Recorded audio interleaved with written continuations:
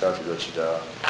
podnese ostavku koju faktički on ne mora postaviti da podnosi, mogao sam ja da ga smenim, ali nisam takav čovjek što bi ga smenjivo, znači u red on da sam podnese ostavku. Znači da je došlo vreme da on ne može da čini vlast u gradu Čačku i da predstavlja i zaposlene i zato je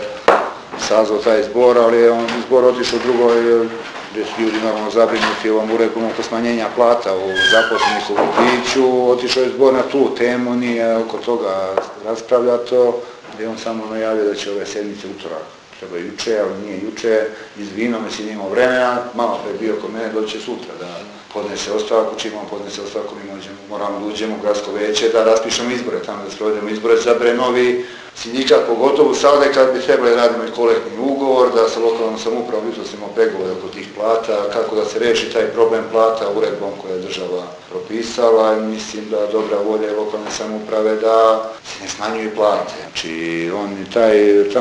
sindikat faktički nije kako treba funkcionisao, da je moja isto bila zamerka koju sam danas rekao. Znači, ovo je trebalo ući ovaj problem u septembru mjesecu kad je ova uredba uvedena, stupila na snagu da se uđe u problem razgovora sa lokalnom samoupravom kao osnivačem, da ne bi došli sada kad je došao januar, kad mora se primjenjuje, da se ljudima sada smanjuju plate, znači mogli smo 3 mjeseca, da ćemo to kolektivni ugovor, da ćemo to ovom načinom uredbe koja reguliše da mogu da se poveća i cijena rada, da se dodrže postojeće plate, znači moglo je da se radi na tome. Znači jedna zamerka na Batu što to nije 2-3 mjeseca kao predsjednik sindikata na tome radio, nego smo došli sad u situaciju da moramo dan za dan, plata se juče isplaćena kontacija, do kraja mjeseca treba se isplati, a ne znam kako da se obračuna da se zadrže te plate. Znači ja sam danas dobio neke papire od Beograda, kako je to radio grad Beograd i ostalo, znači da je dozvoljeno dopunom uredbe da se cijena rada poveća.